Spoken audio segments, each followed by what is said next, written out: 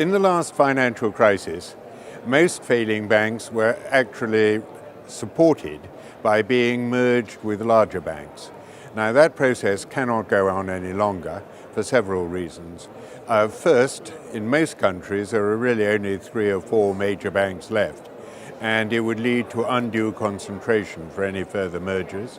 Second, for various reasons, some of these mergers didn't work very well.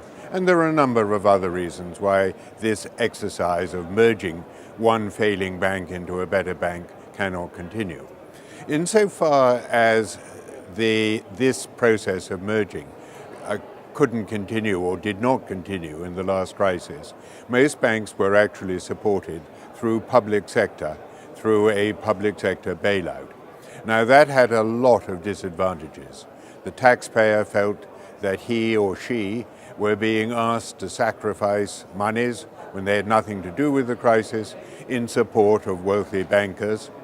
There was a concern that in some countries the public sector simply wasn't strong enough to support the banks. And for all these reasons, the process of bailout has received, and with good reason, a pretty bad press. So there's a suggestion that we should move instead to a process of what is described as bail-in, whereby certain categories of creditors, particularly subordinated debt holders and other forms of debt holders, but generally not depositors, should have to bear a lot of the burden in the form of their holdings being haircut, being transformed into equity, so that it's a bailing in of bank creditors rather than a bailout by taxpayers. And the burden of my talk today has been that this process also has its disadvantages. Because it will penalize private property, it's likely to be slow.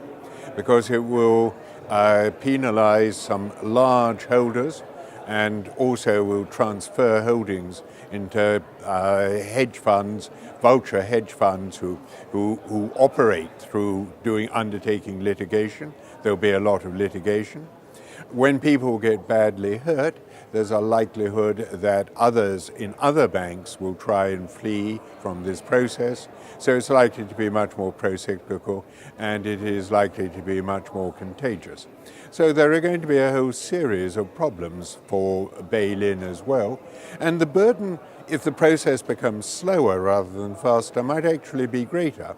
And the question arises, why is it better to put a much larger burden on a small proportion of pensioners and those who put money in insurance companies rather than on the generality of taxpayers?